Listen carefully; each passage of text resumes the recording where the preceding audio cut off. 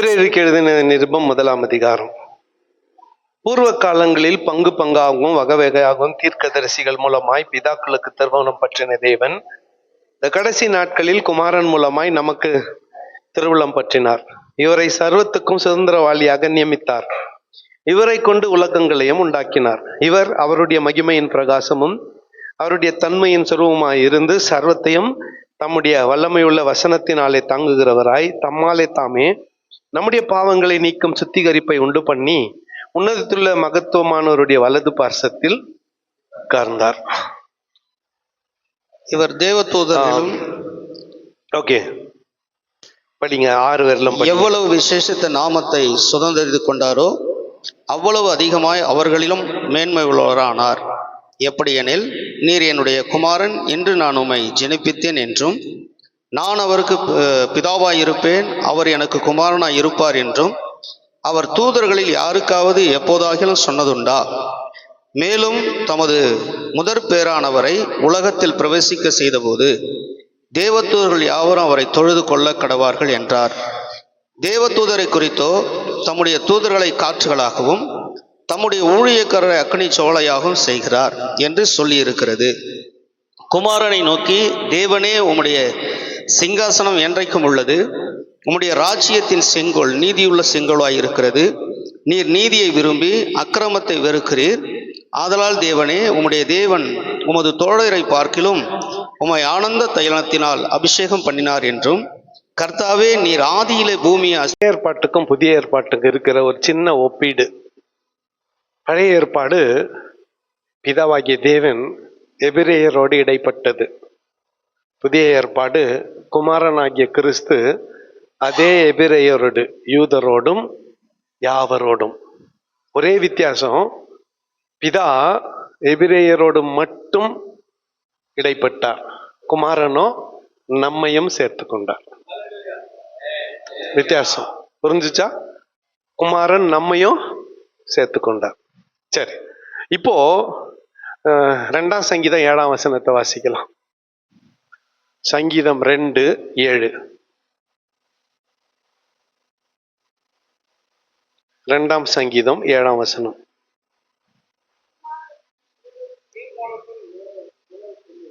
தீர்மானத்தின் விவரம் சொல்லுவேன். கர்த்தர் என்னை நோக்கி, நீர் என்னுடைய குமாரன், இன்று நான் உம்மை ஜெனிப்பித்தேன், இன்று நான் உம்மை ஜெனிப்பித்தேன் என்று யாரை பார்த்து சொல்றாரு? நல்லா கவனிங்க. கர்த்தர் என் ஆண்டவரை நோக்கி, கர்த்தர் நம் ஆண்டவரை நோக்கி. கர்த்தர் பிதா, ஆண்டவர் இயேசு கிறிஸ்து. பிதா குமாரனை பார்த்து, இன்று நான் உம்மை, நீர் என்னுடைய குமாரன், எனது வலது பார்சத்தில் உட்காரும் என்று பிதா யாரை பத்தி மட்டும் சொல்லிக்கிறாரு? குமாரனை பத்தி மட்டும் சொல்லுகிறாரு. தேவதூதர்கள் இடத்துல சொன்னதில்லை. 4ஆம் வசனத்திலே, இவர் தேவதூதரை பார்க்கிலும் எவ்வளவு விசேஷித்த நாமத்தை சுதந்திரித்துக் கொண்டாரோ அவ்வளவு அதிகமாய் அவர்களிலும் மேன்மையுள்ளவராய் இருக்கிறார். ஏன்னா பிதா இவரை பார்த்து தான் 5ஆம் வசனத்தின்படி, நீர் என்னுடைய குமாரன், இன்று நான் உம்மை ஜெனிப்பித்தேன் என்று, அவருக்கு பிதாவாய் இருப்பேன், அவர் எனக்கு குமாரனுமாய் இருப்பார் என்று அவர் தேவதூதரில் யாருக்கும் சொன்னதில்லை. இவர் எப்படிப்பட்டவர்? இந்த குமாரனாகிய கிறிஸ்து எப்படிப்பட்டவர்? 3ஆம் வசனத்தில், அவருடைய மகிமையின் பிரகாசமும் அவருடைய தன்மையின் சொரூபமாய் இருந்து சர்வத்தையும் தம்முடைய வல்லமையுள்ள வசனத்தினாலே தாங்குகிறவராய் தம்மாலே தாமே நம்முடைய பாவங்களை நீக்கும் சுத்திகரிப்பை உண்டு பண்ணி உன்னதத்திலுள்ள மகத்துவமானவருடைய வலது பார்சத்திலே உட்கார்ந்தார். Seated on the right hand of the Father, பிதாவினுடைய வலது பார்சத்தில் உட்கார்ந்து இருக்கிறார். மோர் தென் ஏஞ்சல்ஸ், தேவதூதர்களை காட்டிலும் மேன்மை உள்ளவர். அவர் பிதாவினுடைய பிரகாசம் உடையவர். அவர் தன்மையிலே பிதாவினுடைய சொரூபமாய் இருக்கிறவர். சர்வத்தையும் தம்முடைய வல்லமையினால் கீழ்ப்படுத்தி இருக்கிறவர். சர்வத்தையும் தமது வசனத்தினால் தாங்குகிறவர். நம்முடைய பாவங்களை சுத்திகரிக்கிறவர். இவ்வளத்தையும் யார் செய்யறது? குமாரன். இந்த குமாரனை பிதா என்ன சொன்னாரு? நீர் என்னுடைய குமாரன், இன்று நான் உம்மை ஜெனிப்பித்தேன். என்னுடைய வலது பார்சத்தில். உட்காரும். இப்படி அவர் தேவதூதர்கள் யாரையும் பார்த்து சொன்னதில்லை. சொன்னதில்லை. அப்ப தேவதூதர்கள் யாரு? பணிவிடையின் ஆவிகள். 14ஆம் வசனத்தின் கடைசி பகுதியிலே அவர்கள் எல்லாரும் எப்படி இருக்கிறாங்க? இருக்கிறார்கள் அல்லவா? பணிவிடையின் ஆவிகளாய் இருக்கிறார்கள் அல்லவா? தேவதூதர்கள் எல்லாம் யாரு? பணிவிடை ஆவிகள். பணிவிடை ஆவிகள். கொஞ்சம் கவனிங்க. நீங்க தேவதூதர்களை தூக்கி தலைமையில வச்சுன்னு கொண்டாடுறீங்களே, அந்த தேவதூதர்களே பணிவிடையின் ஆவிகள் தானே. தேவதூதர்கள் ஒருத்தரையும் பார்த்து பிதா நீ இவர் என்னுடைய நேசகுமாரன் எனது வலது பார்சத்துல உட்காரும் என்று சொன்னதில்லையே. பிதா ஒரே ஒருத்தரை பார்த்து தான் நீர் என்னுடைய நேசகுமாரன் என்னுடைய வலது பார்சத்தில் உட்காரும் என்று சொன்னாரே. அந்த குமாரனை விட்டு விட்டு தேவதூதனை தலை மேல தூக்கி வச்சுன்னு ஆடுறீங்களே, இது நல்லது இல்லப்பா. தேவதூதரிலும் மேன்மையானவர் ஆண்டவராகிய இயேசு கிறிஸ்து. இந்த பாடத்தை நான் கொஞ்சம் இன்ட்ரெஸ்டிங்கா கொண்டு போக விரும்புகிறேன். வழக்கமா நான் ஒரு புக் எடுத்து அங்கேயே நிக்குவேன். ஆனா இந்த புக்கை அப்படி சொல்லி கொடுக்க முடியாது. ஒரு கருத்தை சொன்னா டக்குன்னு வேற எங்கேயோ கருத்தை கனெக்ஷன் கொடுக்கணும். இயேசுநாதர் ஒரு முறை பிரசங்கம் பண்ணினார். தேவாலயத்தை கொண்டு போய் நிறுத்திட்டு அதனுடைய மேன்மையை காட்டினார். அப்போ அவரை குறித்து சொல்லப்படுகிற விவரம் என்ன தெரியுமா? அவர் யோனாவிலும் பெரியவர், அவர் சாலமோனிலும் பெரியவர், அவர் தேவாலயத்திலும் பெரியவர். யோனாவிலும் பெரியவர், சாலமோனிலும் பெரியவர், தேவாலயத்தில் பெரியவர். எனக்குள் இருப்பவர் பெரியவர், பெரியவர், பெரியவர். இயேசு உண்மையா கூர்ந்து கவனிக்கிறவங்க இன்னைக்கு காலையில நான் எதுக்கு 48ஆம் சங்கீதத்தை தியானத்துக்கு எடுத்த இவ்வளவு நேரத்துக்கு ஒரு முடிவுக்கு வந்துட்டுப்பீங்க. ஆமா தானே? இது தற்செயலா இவர் எடுக்கல, வேற ஏதோ பிளான் நடந்துக்குதுங்க. கரெக்டா? ஓகே, கொஞ்சம் கவனிங்களேன். இந்த பிதா எபிரேயர்களை கொஞ்சம் மாத்திக்கலாமே. இவரு 2 பொண்ணுங்களாம். எத்தனை பொண்ணுங்களாம்? 2 பொண்ணுங்களாம். தீர்க்கதரிசிகளின் காலத்துக்கு வந்துட்டேன், டிவைடட் கிங்டம் காலத்துக்கு வந்துட்டேன். சின்ன தீர்க்கதரிசிகள்ல ஒருத்தன் இப்படி சொல்றான். ஒருத்தர் என் மாமனுக்கு என் தாய் மாமனுக்கு 2 பொண்ணுங்க, 2யும் நான் கட்டினேன். நான் மறுக்கிறீங்க. ஒருத்தி பேரு லேயாவா? அது யார்? யாக்கோபு பொண்டாட்டிய.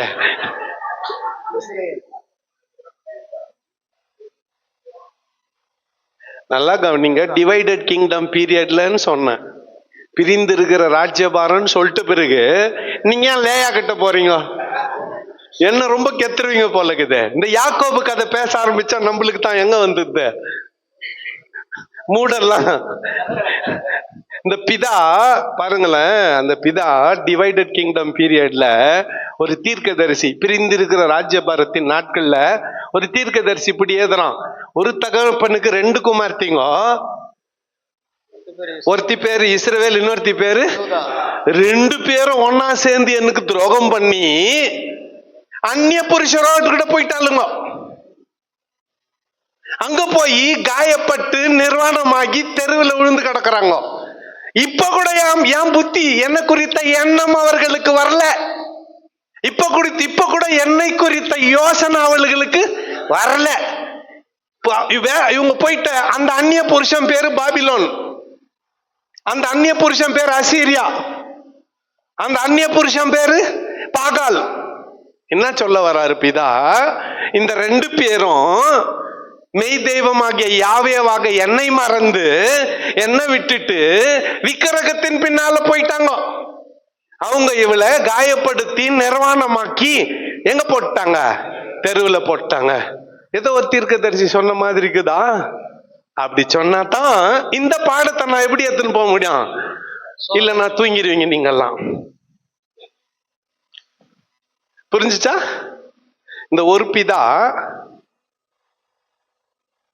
இந்த 2 பெண்களையும் நேசித்தாரு, 2 பேரும் துரோகம் பண்ணாங்க. இப்போ பிதா ஃபெட்டப் ஆயிட்டு எனக்கு எனக்கு காதலே வேணாம் போப்பா அப்படின்ட்டாரு. உடனே மகன் உள்ள வந்தாரு. ஏன் டாடி ரொம்ப சலிச்சுக்கிற? நான் கேக்குறேன், எப்படி நான் கரெக்ட் பண்றேன், நான் சரி பண்ண ட்ரை பண்றேன்றதுக்கெல்லாம் இவங்க 2 பேரும் ஒரே ஆள் ஆகி போட்டுக்கிறாங்க. இப்போ யார் ஆயிட்டு இருக்கிறாங்க? ஒரே கூட்டம் ஆயிட்டு இருக்கிறாங்க.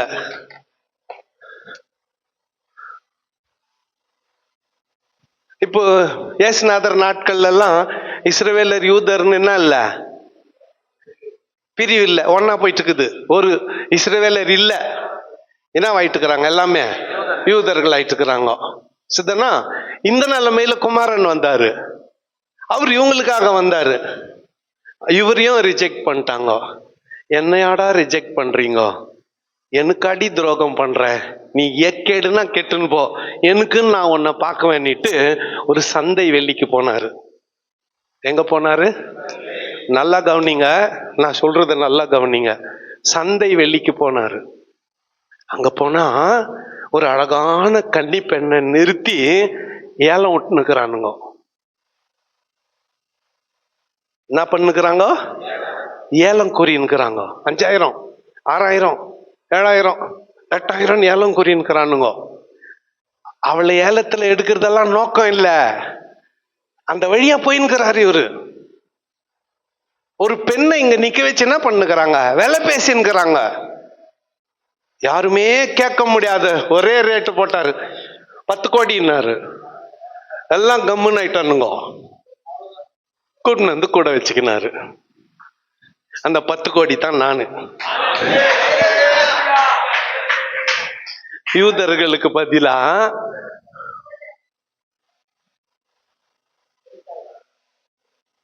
இப்ப நம்ம எப்படி உள்ள வந்தோம் தெரிதா? காலையிலே சொன்னேன், மெல்கிசேதேக்கின் முறைமையின்படி ஆசாரியராய்க்கிறோம், நெஞ்ச நிமிர்த்தாதன்னு. இப்போ நீ யாரு? அடிமை, விலை போகாத அடிமை. உன்னை பெரும் விலை கொடுத்து வாங்கிக்கிறாரு. ஒழுங்கு மரியாதை அவர் பின்னாலே போயிடணும். இப்படி அப்படியெல்லாம் பார்க்க கூடாது. பேசாத என்ன பண்ணோம்? அவர் பின்னாலே போயிடணும். கொஞ்சம் இப்படின்னு போச்சு. இவங்களுக்கு வந்த நிலைமை தான் உனக்கு. கொஞ்சம் அப்படின்னு கொஞ்சம் அப்படின்னு ரிஜெக்டட். இப்போ பிதா செஞ்ச அதே வேலையத்தான். ஆகவே தான் இவர் யாருன்னா, பிதாவுக்கு சதஸ்வரூபமாய் இருந்து, பிதாவை போலவே இருந்து, தம்முடைய ரத்தத்தினால எல்லாரையும் என்ன பண்ணாரு? மீட்டு கொண்டார். ஆகவே ஆகவே தேவதூதர்களை காட்டிலும் இவர் என்ன பண்ணுங்க,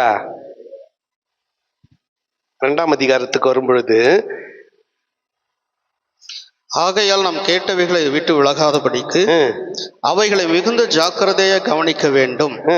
ஏனெனில் தேவதூதர் மூலமாய் சொல்லப்பட்ட வசனத்திற்கு விரோதமான எந்த செய்கைக்கும் கீழ்ப்படியாமைக்கும் நீதியான தண்டனை வரத்தக்கதாக அவர்களுடைய வசனம் உறுதிப்படுத்தப்பட்டிருக்க, முதலாவது கர்த்தர் மூலமாய் அறிவிக்கப்பட்டு பின்பு அவரிடத்தில் கேட்டவர்களாலே நமக்கு உறுதியாக்கப்பட்டதும், அடையாளங்களினாலும் அற்புதங்களினாலும் பலவிதமான பலத்த செய்கைகளினாலும் தம்முடைய சித்தத்தின்படி பகிர்ந்து கொடுத்த பரிசுத்த ஆவியின் வரங்களினாலும் தேவன் தாமே சாட்சி கொடுத்ததுமாய் இருக்கிற இவ்வளவு பெரிதான ரட்சிப்பை குறித்து நாம் கவலை அற்றிருப்போமானால் தண்டனைக்கு எப்படி தப்பித்துக் கொள்வோம்?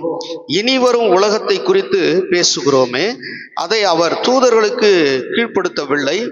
ஒரு இடத்திலே ஒருவன் சாட்சியாக, மனுஷனை நீர் நினைக்கிறதற்கும் மனுஷனுடைய குமாரனை நீர் விசாரிக்கிறதுக்கும் அவன் எம்மாத்திரம்?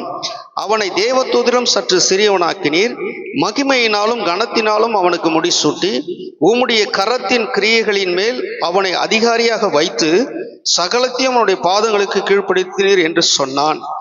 சகலத்தையும் அவனுக்கு. அது கொஞ்சம் நிறுத்திடுங்க, அதை எக்ஸ்பிளைன் பண்ணிடலாம். ஒருத்தர் சங்கீதம் 8:4-5 வசனத்தை ஒருத்தர் வாசிங்க. இன்னொருத்தர் யோபு 7:17-18 வாசிங்க. சங்கீதம் சங்கீதம் 8:4-5.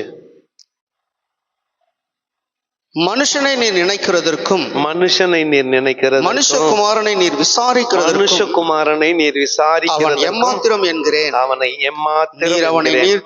நீர் அவனை தேவதூதரிலும் சற்று நீர் சிறியவனாக்கினீர். அவனை தேவதூதரிலும் சற்று சிறியவனாக்கினீர். மகிமையினாலும் கனத்தினாலும் அவனை முடிசூட்டினீர். மகிமையினாலும் கனத்தினாலும் முடிசூட்டினீர். சங்கீதத்துல யோபுல என்ன வாசிக்கிறோம்? யோபு 7:17-18. மனுஷனை நீர் ஒரு பொருட்டாக எண்ணுகிறதற்கும் அவன் மேல் சிந்தை வைக்கிறதற்கும் காலைதோறும் அவனை விசாரிக்கிறதற்கும் நிமிஷம் தோறும் அவனை சோதிக்கிறதற்கும் அவன் எம்மாத்திரம். இப்ப இங்கிலீஷ்ல சொல்லட்டுமா? Who am I? Who am I? நான் எம்மாத்திரம் ஆண்டவரே. என்னை விசாரிச்சு காலையில இட்லி பொங்கல் புளியோதரை கொடுக்கறதுக்கு நான் எம்மாத்திரம் ஆண்டவரே. இட்லி பொங்கல் புளிசோறு ராத்திரி தான் இருந்தாலும் நல்லா இருந்துச்சே. நேத்து ராத்திரி 2 தோசை சாப்பிட்டு படுத்தனே. நேத்து காலையில இன்னைக்கு 3 ஐட்டம் கொடுத்தியே, நான் எம்மாத்திரம். இப்படி சொல்லி கூட உங்களுக்கு தூக்கம் வந்தா நான் என்ன பண்றேன்? நான் எம்மாத்திரம். மனுஷனை நீர் நினைக்கவும் அவனை விசாரிக்கவும் மண்ணில் அவன் எம்மாத்திரம் மன்னவாவும் தயவே. மண்ணில் அவன் எம்மாத்திரம் மன்னவாவும் தயவே. விலையேற பெற்ற திரு ரத்தமே அவன் விழாவி நின்று பாயுதே. விலையேற பெற்றோ உன்னை மாற்ற விலையாக ஈந்தனரே. விலையேற பெற்றோனாய் உன்னை மாற்ற விலையாக ஈந்தனரே. இந்த யோபு தன்னுடைய வியாதி நிலைமையில பெரிய செல்வந்தன். இங்க இருக்கிற யாருமே யோபு மாதிரி இல்லை. எதாலும் 3000 வந்து நம்ம பாக்கெட்ல 3000 ரூபாவே இல்லை. இப்போ ஒட்டகம் 3000, கழுத 3000, கோவேரி கழுத 3000, ஆடு 3000, மாடு 3000, எல்லாம் 3000. அவனுடைய சம்பத்துக்கு என்ன இல்ல, அளவே இல்லை. ஒரே நாள் நடுத்தெருவுக்கு வந்துட்டான்றீங்கல்ல, குப்பைக்கு போயிட்டான். அவனுக்கு வந்த சொறி சிறங்கு துணி போட முடியாம ஒரு சின்ன கோமணத்தை கட்டிக்கின்னு குப்பையில போய் உக்காந்திக்கின்னு இந்த ஓடு இல்ல ஓடு அது எத்தனை பண்ணுக்கிறான். அவனை பார்க்க 3 நண்பர்கள் வந்தாங்க. அவங்க என்னமோ துக்கம் விசாரிக்க வந்தாங்க. வந்து இவன் நிலைமைய பார்த்துட்டு கூட உக்காந்திக்கினானுங்க. 7 நாள் வாய் திறக்கல. ஏன்னா அவனுடைய துக்கம் எப்படி இருந்துச்சு, அவ்வளோ கொடூரமா இருந்துச்சு. 7 நாள் நண்பர்களால பேசவே முடியல. துக்கம் விசாரிக்கிறதுல நிறைய விஷயம், நிறைய வகை இருக்கிறது. கட்டி பிடிச்சு நழுவலாம், கையை பிடிச்சு நிக்கலாம். நிறைய அப்படியே ஏற்கனவே அவங்க துக்கத்துல இருப்பாங்க. அங்க தான் நோன்றது, எப்படி ஆயிடுச்சு, விட்டிய கை விட்டியே சோத்தனம். நீ அவன் பிடிச்சிக்கிறது தானே, நீ வந்த உன்னால பிடிச்சிக்க முடியுமா? நீ நாளை விட்டுப்ப விட்டியே.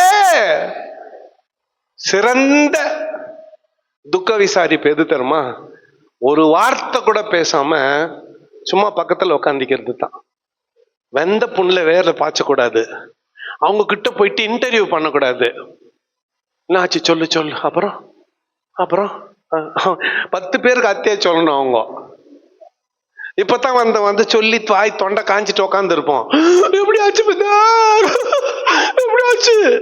உன்னை யார் கேட்டாங்க? வந்தியா செத்தவங்களை பார்த்தியா? கை கட்டின்னு பேசாத நில்லு. அமைதியா, நீ அமைதியா இருந்தாவே போதும். உனக்கு கோடி கும்பிடு. நீ ஒன்னும் பேசாத இருந்தாவே துக்கம் ஆறிடும். நீ பேச ஆரம்பிச்சாதான் துக்கம் 10 மடங்கு பெருசாகுது. பேசாத இந்தியானவே நான் சீக்கிரம் அதுல இருந்து என்ன ஆயிடுவேன். எனக்கு பாடம் எடுக்கிறதாங்க செத்தவனுக்கு.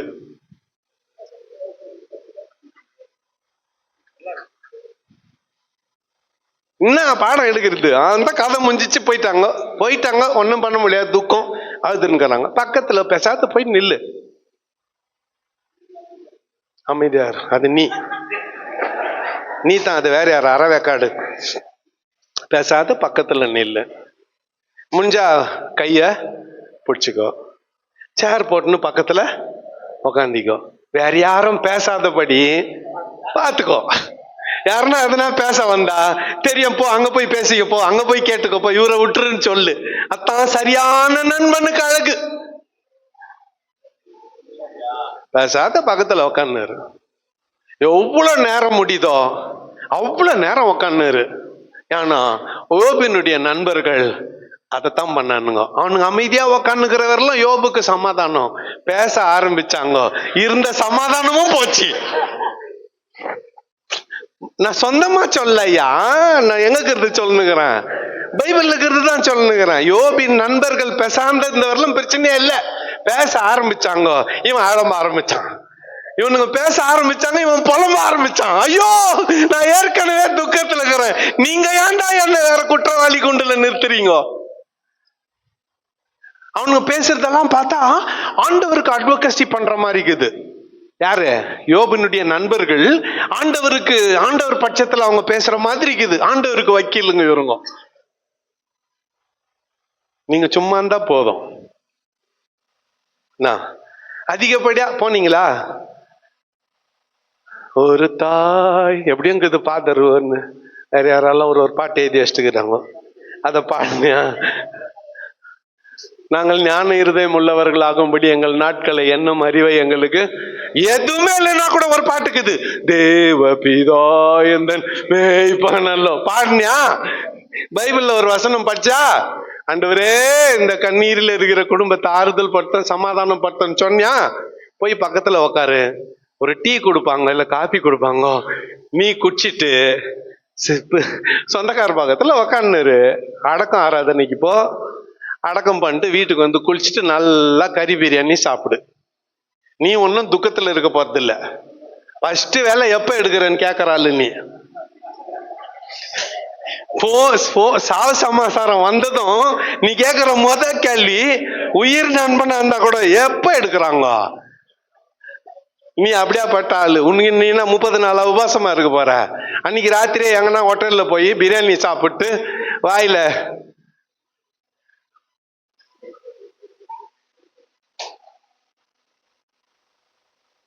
இப்படிப்பட்ட ஒரு நிலைமையில இருக்கும்பொழுது சொன்னா யோபு, மனுஷனை நீர் நினைக்கிறதற்கும் அவனை விசாரிக்கிறதற்கும் அவன் காலைதோறும் அவனை விசாரித்து நிமிஷந்தோறும் அவனை சோதிக்கிறதற்கும் அவன் தேவ தூதரிலும் அவனை சற்று சிறியவனாக்கி மகிமையினாலும் கனத்தினாலும் முடிசூட்டினி. தாவீதினுடைய பங்கு அது. Contribution of David. சங்கீதத்துக்கு திருப்புங்க, 8ஆம் சங்கீதத்துக்கு திருப்புங்களேன். அங்க தாவீது ரொம்ப அழகா சொல்லி இருப்பான். மனுஷனை நீர் நினைக்கிறதற்கும் மனுஷகுமாரனை நீர் விசாரிக்கிறதற்கும் அவன் ஏமாத்திரம். அவனை நீர் தேவ தூதரிலும் சற்று சிறியவனாக்கினீர், ஆனால் மகிமையினாலும் கனத்தினாலும் அவனை முடிசூட்டி. தேவ தூதர்ல கொஞ்சம் சின்னவன்.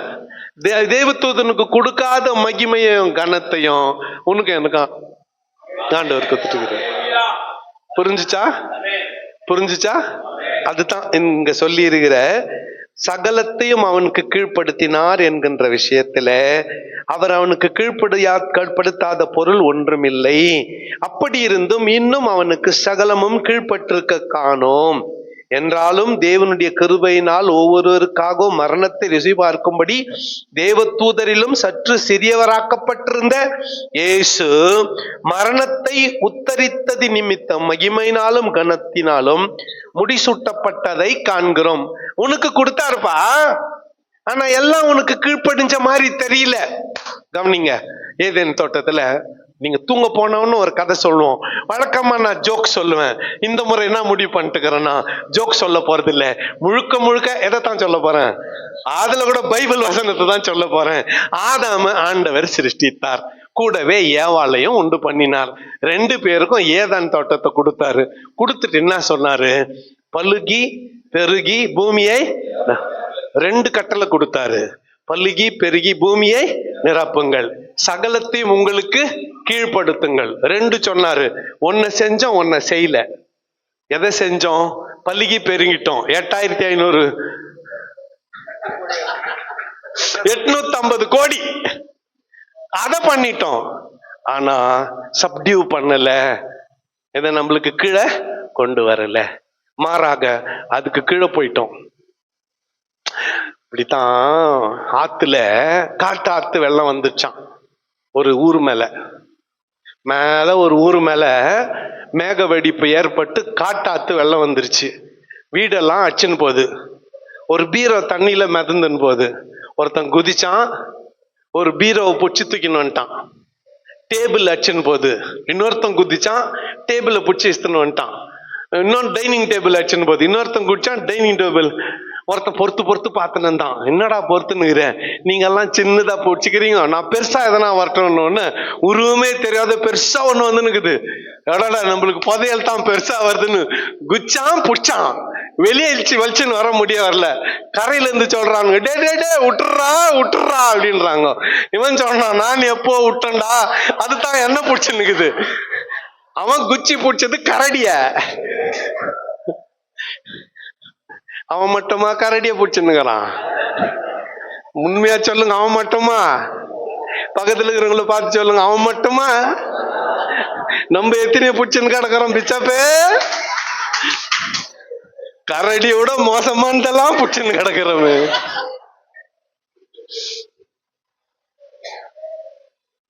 நீ சப்டியூ பண்ணல, நீ சகலத்தையும் உனக்கு கீழ்ப்படுத்தல, சகலமும் உனக்கு கீழ்பட்டிருக்க காணோம்.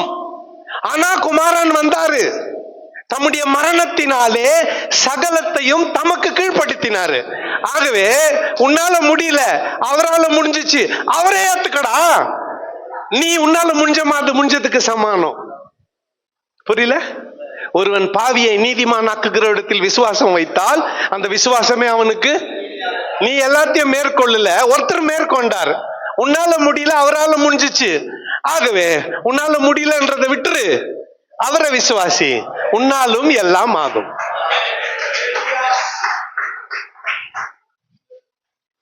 பத்தாம் வசனத்திலிருந்து, ஏனென்றால் தமக்காகவும் தம்மாலையும் சகலத்தையும் உண்டாக்கினவர் அநேகம் பிள்ளைகளை மகிமையில் கொண்டு வந்து சேர்க்கையில் அவர்களுடைய ரட்சிப்பின் அதிபதியை உபத்திரவங்களினாலே பூரணப்படுத்துகிறது அவருக்கேற்றதா இருந்தது.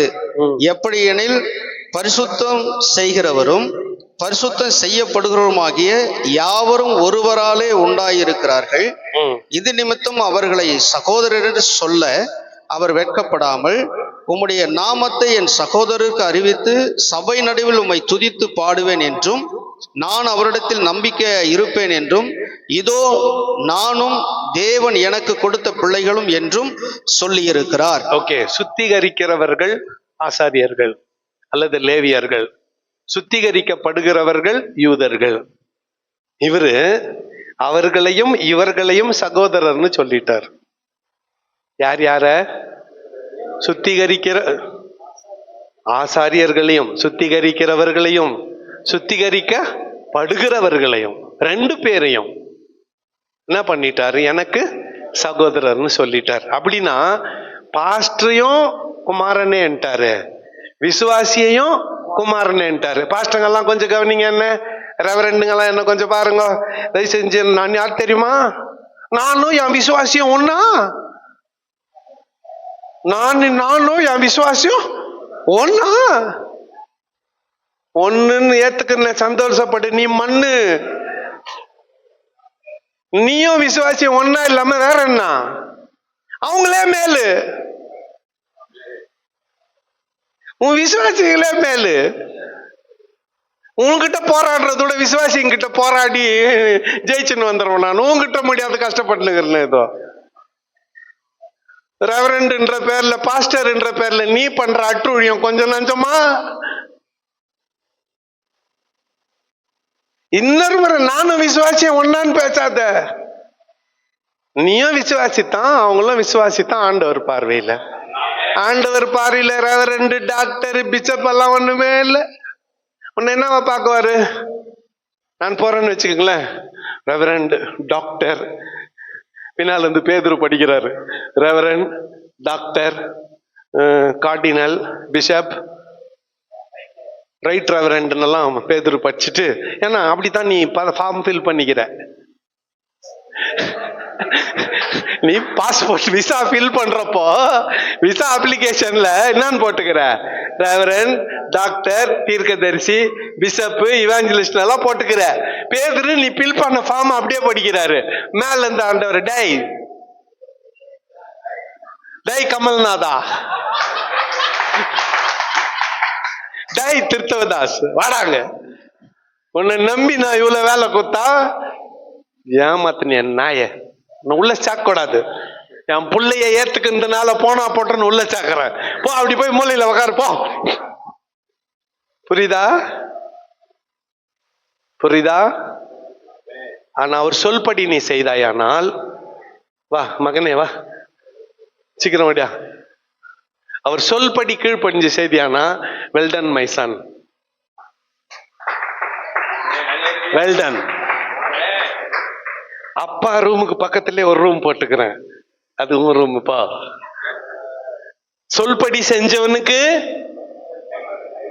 அவருக்கு பக்கத்துல, சொல்படி செய்த அந்த 420 பிராடு வேலை பண்ணவனுக்கு உள்ள சேர்த்துக்கினாரு. அங்க போ, உன்னை பக்கத்துல வச்சா என்னையே கெட்டுருவ நீ. ஆக நீ அங்க போயிடு. இன்னொரு முறை நான் விசுவாசி, நான் அவங்க விசுவாசி, நான் பாஸ்டர்னே பேசாத. ஆளுக்குற ஒரு பார்வையில விசுவாசியம் இல்லை, பாஸ்டர் இல்லை, எல்லாம் ஒண்ணுதான். அதனால்தான் சுத்திகரிக்கிறவர்களும் சுத்திகரிக்கப்படுகிறவர்களும் சகோதரர். சுத்திகரிக்கிறவர்களும் நான் சொந்தமா சொல்லணும் இல்ல, படிச்சிங்களா இல்லையா? பிஷப்ங்கெல்லாம் படிச்சிங்களா இல்லையா? பச்சைத்தானே ஐயா, படிச்சிங்க தானீங்களா? இன்னொரு முறை எனக்கு ஒரு பாட்டு குத்தியா, ஜாம்பு குத்தியான்னு கேட்பீங்களா? இன்னொரு முறை ஒரு பாட்டு குத்தியான்னு கேப்பியா? யாருக்கு வாய்ப்பு கிடைக்குதோ அவங்க முன்னால வந்து என்ன பண்றாங்க, பாடுறாங்க. என் டைம் வந்தா எனக்கு குத்துட்டு போயிடணும். சோத்திராண்டவரே, ஏன் மன்னோ, ஏன் என்ன இப்படி வம்புல மாட்டின? எவ்வளோ சரித்திர புக்குங்க இருக்குது. ஆதி ஆகமும் சொன்னா சக்கத்தா யாக்கோபு கதையை பேசி, ராகேல் லேயா கதையை பேசி ஓட்டிட்டு இருக்கலாம் இல்லையா?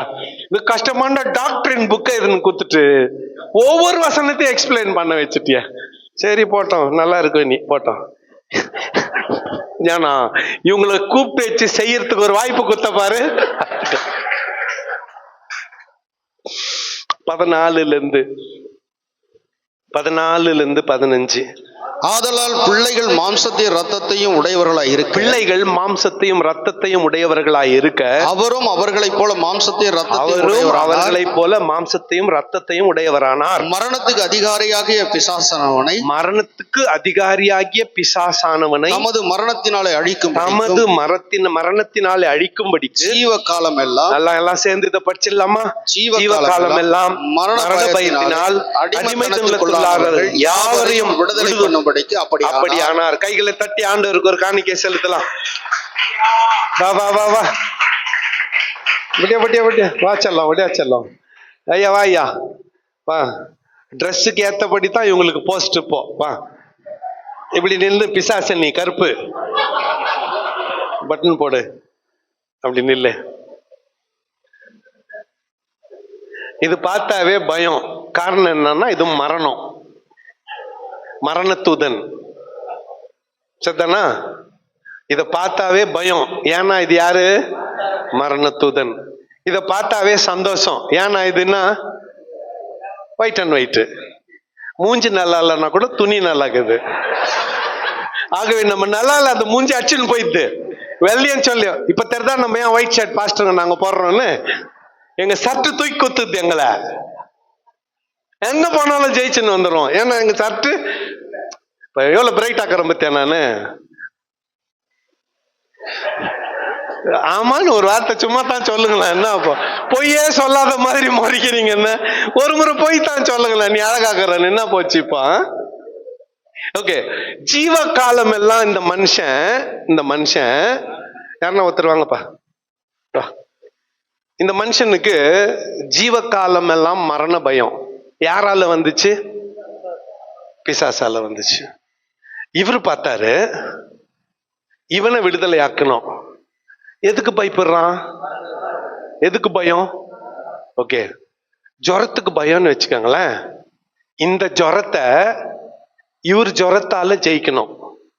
தல்நோக்கு பயம்னு வச்சுக்கோங்களேன். இந்த தல்நோவால ஜெயிக்கணும். புரியுதா? இடுப்பு நோவுன்னு வச்சுக்கோங்களேன். இந்த இடுப்பு நோவால ஜெயிக்கணும். இந்த மரணத்தை இந்த மரணத்தினால் ஜெயித்தார். ஜெயிச்சு இவரை விடுதலையாக்குறது மட்டும் இல்ல, இதனுடைய கூரை உடைச்சி மரணமே உன் பாதாளமே உன் மரணத்தின் கூர் பாவம், பாவத்தின் பலன் நியாயப்பிரமாணம், நம்முடைய கர்த்தராகிய இயேசு கிறிஸ்துவினாலே நமக்கு ஜெயம் கொடுக்கிற தேவனுக்கு ஸ்தோத்திரம், ஸ்தோத்திரம், ஸ்தோத்திரம். இப்போ இந்த மரணத்தின் கூறு இதன் மரணத்தினாலே மேற்கொள்ளப்பட்டுச்சு. மரண பயத்திலே பிடிக்கப்பட்டிருந்த நம்ம எல்லாருக்கும் இவருடைய மரணத்தினாலே பாவ மன்னிப்பாகிய மீட்பு கிடைச்சது. நம்ம எல்லாரையும் இப்ப படிங்க இந்த 15ஆம் வசனத்தை. தேங்க்யூ ஐயா, தேங்க்யூ. ஜீவ காலம் எல்லாம் லைஃப் லாங், ஜீவ காலம் எல்லாம் மரணத்தினாலே அடிமைத்தனத்திற்குள்ள, மரண பயத்தினாலே அடிமைத்தனத்திற்கு உள்ளானவர்கள் எல்லாரையும் விடுதலை பண்ணும்படி சிலுவையிலே மரித்தார். அவருக்கு ஒரு ஸ்டாண்டிங் அவேஷன் குத்தணும். இப்போ புரியல, ஏஞ்சி நின்று அவரை கை தட்டிடணும் ஒரு முறை. யார? ஜீவ காலம் எல்லாம் மரண பயத்தினாலே அடிமைத்தனத்துக்குள்ளாயிருந்த நம்மை விடுதலை ஆக்கின இயேசுவுக்கு ஸ்டாண்டிங் அவேஷன். Thank you Jesus. நன்றி இயேசுவே, தேங்க்யூ. உம்மால தான் இது ஆச்சு.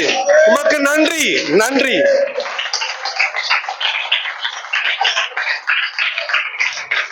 உட்காரலாம். தேங்க்யூ, உட்காரலாம். இப்போ அடுத்த ஒரு விஷயம். ஆதலால் அவர் தேவதூதருக்கு உதவியாக கை கொடாமல், சொல்லுங்க, தேவதூதருக்கு உதவியாக கை கொடாமல், தேவதூதர் பக்கம் சேராம ஆபிரகாமின் சந்ததிக்கு உதவியாக கை கொடுத்தார். அன்றியும் அவர் ஜனத்தின் பாவங்களை நிவர்த்தி செய்வதற்கு ஏதுவாக தேவ காரியங்களை குறித்து இரக்கமும் உண்மையும் உள்ள பிரதான ஆசாரியராய் இருக்கும்படிக்கு எவ்விதத்திலும் தம்முடைய சகோதரருக்கு ஒப்பாக வேண்டியதாய் இருந்தது. ஆதலால் அவர்தாமே சோதிக்கப்பட்டு பாடுபட்டதினாலே அவர் சோதிக்கப்படுகிறவர்களுக்கு உதவி செய்ய வல்லவராய் இருக்கிறார். ஹல்லேலூயா. ஒரு ஹல்லேலூயா சொல்லுங்க. ஸ்தோத்திரம். அப்போ தம்முடைய மரணத்தினாலே, ஜீவ காலமெல்லாம் மரண பயத்திலே பிடிக்கப்பட்டிருந்த நம்மை தம்முடைய மரணத்தினாலே, சும்மா வாயில சொல்லிடுறது இல்ல. நான் அதாவது இதுக்கு தான் நமக்கு ஒரு சரியா தெளிவு இருக்கணும். நம்ம வாழ்க்கையில ஆவிக்குரிய தேவைகள் இருக்கிறது, மாம்சத்துக்குரிய தேவைகள் இருக்கிறது. கண்டிப்பா ஜெபம் ஆவிக்குரிய தேவையை பூர்த்தி செய்யும், அதுல மாறுபட்ட கருத்து இல்லை. ஆனா மாம்சத்துக்குரிய தேவைகளுக்கு வெறும் ஜெபம் போதாது, ஜெபத்தோடு கூடிய செயல் தேவை. நல்லா புரிஞ்சுக்குங்க. ஜெபத்தோடு கூடிய செயல் தேவை. குடும்பத்துல பொருளாதார கஷ்டம், குடும்பத்துல பொருளாதார கஷ்டம், கடன் ஆயிடுச்சு, என்ன பண்ணலாம்? குடும்பமா உபாசம் எடுத்து ஜெபம் பண்ணலாமா? பண்ணலாம். எவ்வளவு நேரம் ஜெபமே பண்ணின்னு இருப்ப? எவ்வளவு நேரம் ஜெபமே பண்ணின்னு இருப்ப? ஜெபம் பண்ணி முடிச்ச பிறகு தட்டுக்கிட்ட போனோமே, சோறு எங்கிருந்து வரும்? அந்த சோத்துக்கு என்ன பண்ணணும்? உழைக்கணுமே, அதுக்கு வேலை செய்யணுமே. சாப்பாட்டுக்கு மட்டுமா வேலை செய்யணும்? பட்ட கடனை தீக்கிறதுக்கு என்ன பண்ணணும்? அப்ப எங்க வறுமை எப்படி வந்துச்சு? உழைப்புக்கு ஜெபத்தை நீ சப்ஸ்டிடியூட் பண்ணிட்ட. உழைப்புக்கு பதிலா ஜெபம் பண்ணா எல்லாம் சரியாயிடும்னு ஒரு கள்ள உபதேசத்தை ஏத்துக்கின. ஜெபத்தோடு கூடிய உழைப்பில்தான் வறுமையை மேற்கொள்ள முடியும். வெறும் ஜெபத்தால வறுமையை மேற்கொள்ள முடியாது.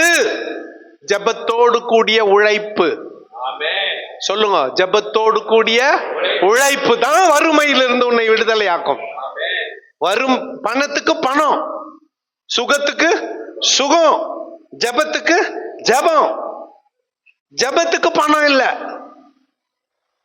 தப்பா புரிஞ்சுக்கிட்டோம். ஜெபம் பண்ணா பணம் வரும்னா யார் வேலைக்கு போமா? எல்லாம் வீட்டுல உட்காந்து என்ன பண்ணுக்கலாம்?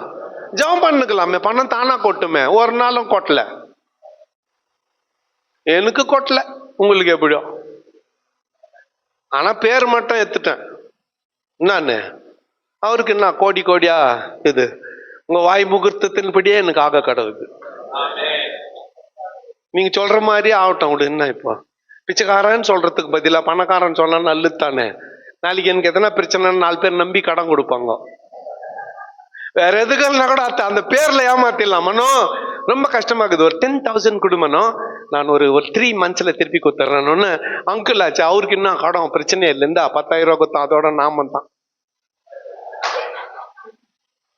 ஏன்னா நான் பேர் எடுத்துட்டுக்கிறேன் பணக்காரன்னு. அதே ஒண்ணுமே இல்லை, ரொம்ப அவாய்ச்சர் போட்டுக்கின்னு கீஞ்ச பேக் மாட்டிக்கின்னு கீஞ்ச துணி. இப்போ கத்தருக்கு சோத்திரம்பா, கத்தருக்கு சோத்திரமான்னு மனோ ஒரு 10,000 கொடுன்னு. அங்கிள் இருந்தா 10 ரூபாய்க்கு இது திருப்பி கொடுக்காத, வா உனக்கு ஒரு டீ வாங்கி கொடுக்குறேன், இன்னொரு முறை என்கிட்ட காசு கேட்டுன்னு வராத, என்கிட்ட இல்லைன்னுடுவான்.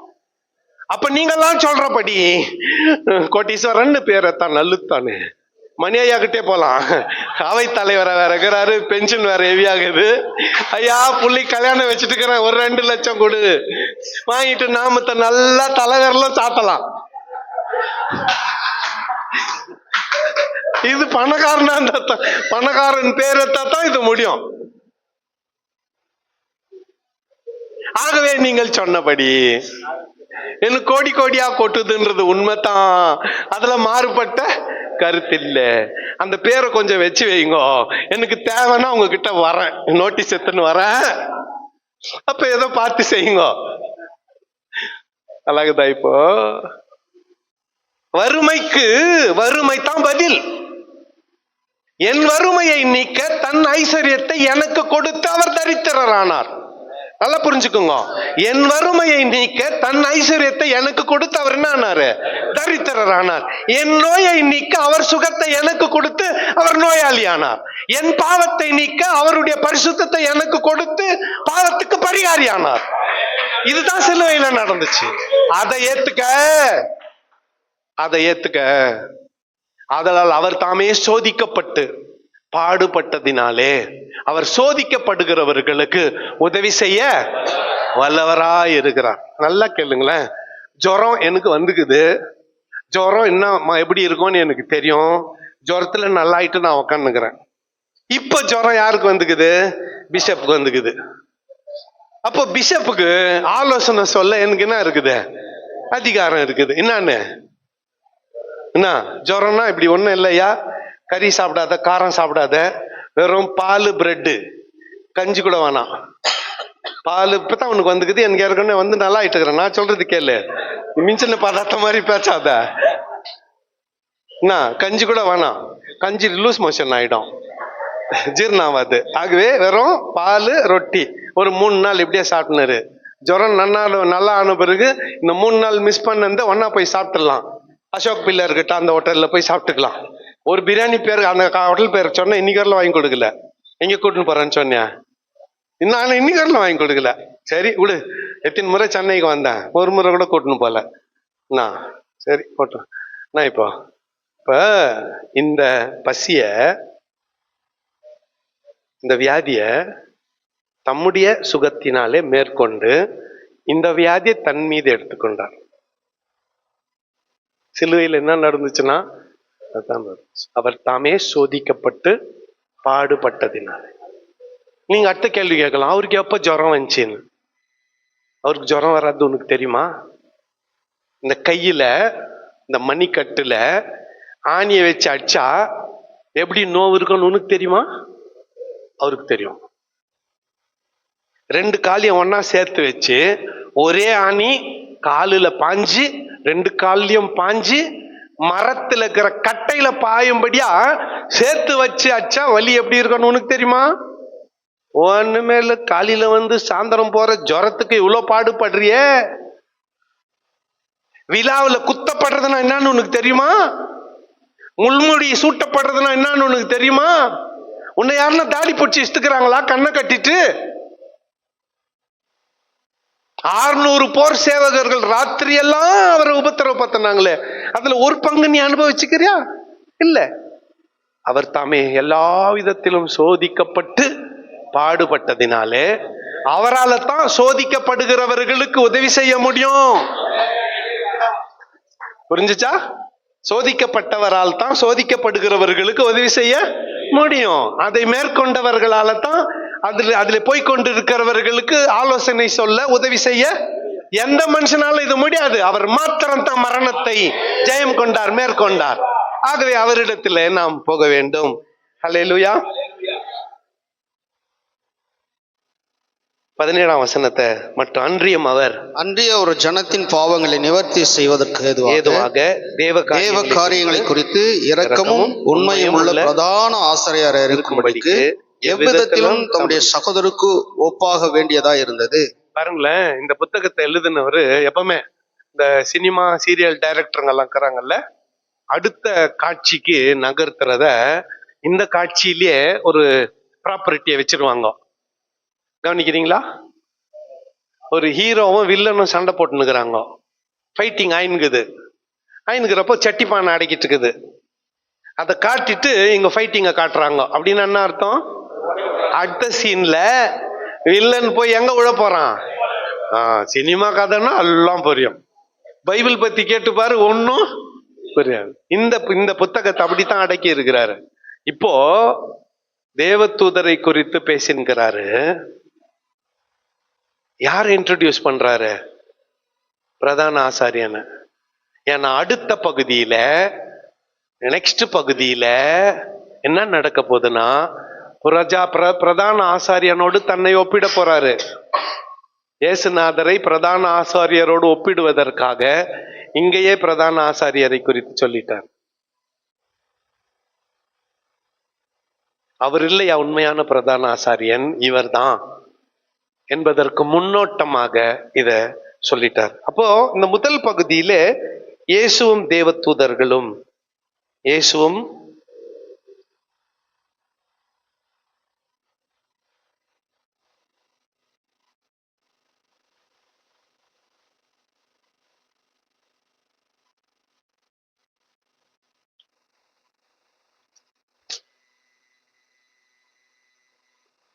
மூன்றாம் அதிகாரம்.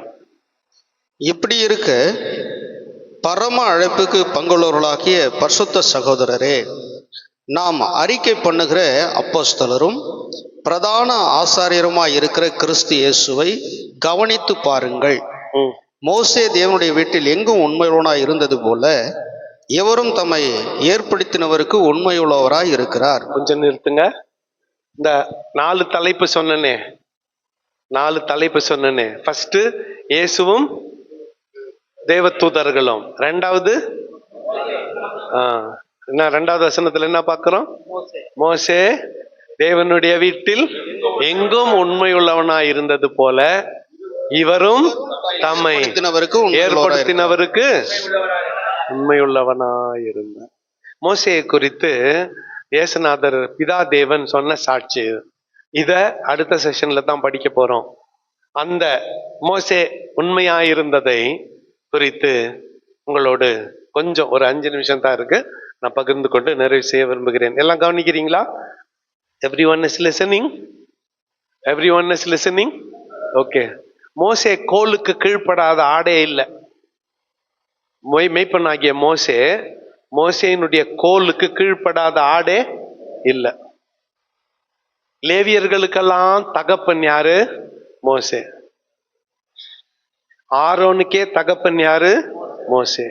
மீரியாம்கே தகப்பன் யாரு? மோசே. சமஸ்த இஸ்ரவேலுக்கே தகப்பன் யாரு? மோசே. இரவில இஸ்ரேல கொலையிட்டாங்களே, 10ல் 1 பங்கு யாருக்கு போனோம்? சொல்லுங்க உண்மையா, யாருக்கு போனோம்? மோசேக்கு தான் போனோம். அந்த ராத்திரி பஸ்கா இரவன்று எகிப்துல தலைச்சன் பிள்ளைங்கெல்லாம் செத்துட்டாங்க. கோசோன் நாட்டுல ஒரு மரணமும் இல்லை. துக்கம் விசாரிக்க இவங்க அந்த வீட்டுக்கு போனாங்க. அந்த மக்களோ தங்கள் பிள்ளைகளுக்காக சேர்த்து வச்ச வெள்ளியையும் பொன்னையும் பட்டையும் இல்லையோ இந்த ரத்தனங்களையும் வாரி கொடுத்து நீங்க எங்களை விட்டு போனா போதும்னு அமுச்சு வச்சாங்க. இல்ல, எல்லாரும் போயிட்டு தன் அயலான இடத்துல எகிப்தியன் இடத்துல கொள்ளையிட்டார்கள். இவ்விதமாக இவர்கள் இஸ்ரவேலர் எகிப்தியரை கொள்ளையிட்டார்கள்னு பைபிள் சொல்லுது. எல்லாரும் 430 வருஷத்தினுடைய சம்பளத்தை வாங்கிக்கின்னு அங்கிருந்து வசதியோட திரும்புறாங்க. எல்லார் கையிலையும் சுமக்க முடியாத அளவுக்கு வெள்ளி இருக்கு, பொண்ணு இருக்கு. பிற்காலத்துல மோசே ஆரோன் கேட்கிறான், யார் எங்களை எகிப்துல இருந்து கொண்டு வந்ததுன்னு ஜனங்க கேட்டப்போ, ஆரோன் உங்க கிட்ட இருக்கிற காது மூக்குல இருக்கிறதெல்லாம் கொடுங்கன்னு ஜனங்க வாரி வணங்கினாங்க. நல்ல இந்த சைஸ்ல ஒரு கண்ணுக்குட்டியை உருவாக்குற அளவுக்கு 5 அடி உயரத்துல ஒரு கண்ணுக்குட்டியை உருவாக்குற அளவுக்கு தங்கத்தை வாங்கி கண்ணுக்குட்டியை உருவாக்கணும். 5 அடி உயரம் உள்ள கண்ணுக்குட்டியை உருவாக்கணும்னா 1 டன் கோல்டுனா வேணும். கரெக்டா? ஜனங்க கொடுத்தாங்க, கண்ணுக்குட்டியை உருவாக்கணும். அது ஆரோனுடைய செயல். அன்னைக்கு ராத்திரி எல்லார் கையிலயும் கோல்டுக்குது. ஒருத்தர் பேசிக்கிறான், உனக்கு எவ்வளவு கட்சி? உனக்கு ஒரு 500 சவரம் கட்சிச்சு. உனக்கு எவ்வளவு கட்சி? எனக்கு 450. இன்னொருத்தர் எனக்கு 1000. அது போக ரத்தன கல் எல்லாம் கிடைச்சிச்சு எனக்கு. எனக்கு பட்டு வர மாசம் என் பொண்ணு கல்யாணம் வச்சுக்கிறேன். அத்தனை சீர்வரிசையும் எல்லாம் கிடைச்சிச்சு. ஒரு கவலையும் இல்லை. பேசிக்கிறாங்க. எல்லாம் வெள்ளையும் பொன்னையும் தேடி கொண்டிருந்த போது ஒருத்தன் மட்டும் போய் எலும்பு தேடினுக்கிறான். எலும்பு தேடினுக்கிறான். யோசேப்பினுடைய எலும்பு. இன்னும் சொல்ல போனா அவங்க அப்பா கூட இல்லை, தாத்தா கூட இல்லை. வேற குலத்துல பிறந்தான், வேற குடும்பத்துல பிறந்தான். லேவி குடும்பத்துல அவன். யோசேப்பு வேற குடும்பம், வேற கோத்திர தலைவன். அவன் எலும்பு தேடினான். எல்லாம் வெள்ளியும் பொன்னியும் சுமந்து கொண்டு வரும் பொழுது அவன் கையில ஒரு கோல், மெய்ப்பண்ணின் கோல், பழைய சால்வை. ஏறத்தாழ இயேசுநாதரை காட்டுற மாதிரி தான் மோசேவை காட்டுவாங்க.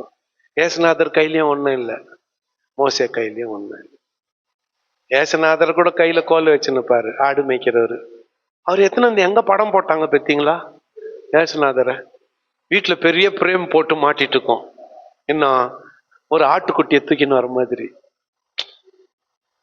இல்ல, அல்லது ஆடு மேய்க்கிற மாதிரி கையில ஒரு கொடையாட்டம் ஒரு கோல்.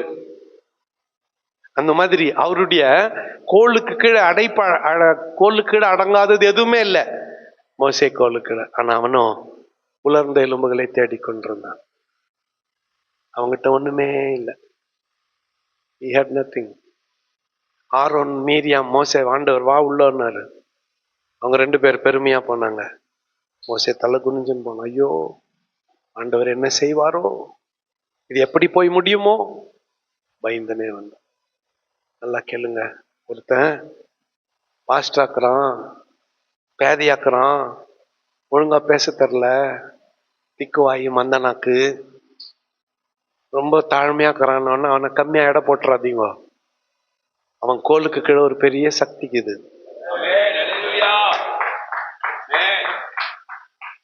அவன் கோலுக்கு கீழே ஒரு பெரிய சக்திக்குது. பெரிய ஆளுங்க உணர்ந்துட்டு இருக்கிறாங்க, பெரிய ஆளுங்க உணர்ந்துட்டு இருக்கிறாங்க. அவங்க கை வைக்கிறது இல்லை. வட இந்தியானாக்கட்டும் எங்கனாக்கட்டும் பாஸ்டர் அடிச்சுட்டாங்க, சர்ச்சை கொளுத்திட்டாங்க. இந்த வேலையெல்லாம் பண்ணவங்க தலைவர்கள் இல்லை. தலைவர்களுக்கெல்லாம் ஏசுநாதர்னா பயம், மோடி உள்பட. நான் மறிக்கிறீங்க, நான் சொல்றது சத்தியம். ஏசுநாதர்னா அவனுக்கு பயம். நேரடியா ஒன்றும் பண்ண மாட்டான். இன்னும் 3வது 4வது நிலையில இருக்குதுங்க பாரு, ஒன்னுத்துக்கு வருதுங்க. அதுதான் பாஸ்டர் அடிக்கிறது. புரிஞ்சுச்சா? இங்க இருந்து போனாரு இஸ்ரேலுக்கு. அவங்க யாரு? இஸ்ரேல் ஆளுங்க. இவர் என்ன வாங்க போனாரு? பெகாசஸ் அப்படிங்கிற சாப்ட்வேரை வாங்க போனாரு. அவன் எத்தனாத்த கொத்தான்? ஃபர்ஸ்ட் இத்த போடுறா, ஃபர்ஸ்ட் எதை போடி? பைபிள போடின்னு குத்தான். ஸ்டேஜ்ல நின்னு சொல்றாரு, இந்தியால எனக்கு யாருமே பைபிள் குத்தது இல்ல, இஸ்ரேல்ல பைபிள் குத்தாங்க ஃபர்ஸ்ட். இன்னைக்கு வரலாம் பயங்குது அவருக்கு. யாருக்கிட்டனா வச்சுக்குவாரு. இஸ்ரேல் கிட்ட மட்டும், அமெரிக்கா கூட எதிர்த்துருவாரு. யார மட்டும் எதிர்க்கிறது இல்ல, இஸ்ரேல மட்டும். ஏன்னா நம்ம முழு இராணுவத்தினுடைய அத்தனை ரகசியமும் அவன் கையில, குடுமி யாரு கையில? அவன் கையில. இதுதான் உண்மை. அவர் என்ன பண்ண, ஒரு சாப்ட்வேர் வாங்கிட்டு வந்து அதை இன்ஸ்டால் பண்ணிட்டு, ராகுல் காந்தி யாருக்கிட்ட பேசுறாரு, இவர் சீஃப் மினிஸ்டருங்கெல்லாம் யாருக்கிட்ட பேசுறாங்க, சீஃப் ஜஸ்டிஸ் ஆஃப் இந்தியா யாருக்கிட்ட பேசுறாரு, ஆர்மி நேவி ஏர்ஃபோர்ஸ்னுடைய தலைவர் யாருக்கிட்ட பேசுறாருன்னு அந்த போன் எல்லாம் வேவு பார்க்கிற அந்த சாப்ட்வேரை வாங்கிட்டு வந்து, பல கோடி குத்து வாங்கிட்டு வந்து அதை பயன்படுத்தினுக்கிறாரு. ஆனா அவருக்கு தெரியல, அவர் போனே அவன் அங்க உக்கான்னு வேவு பார்த்தனுங்கிறான். இது நல்லா இருக்குது இல்ல? இந்த சிரிப்போட பிரேக்குக்கு போலாம். டீ இல்ல நினைக்கிறேன், டீ இல்ல, சும்மா பிரேக்கு, கை கால் அப்படி அடிச்சுட்டு திரும்பி ஒரு 15 மினிட்ஸ்ல வந்துடலாம் 12:15.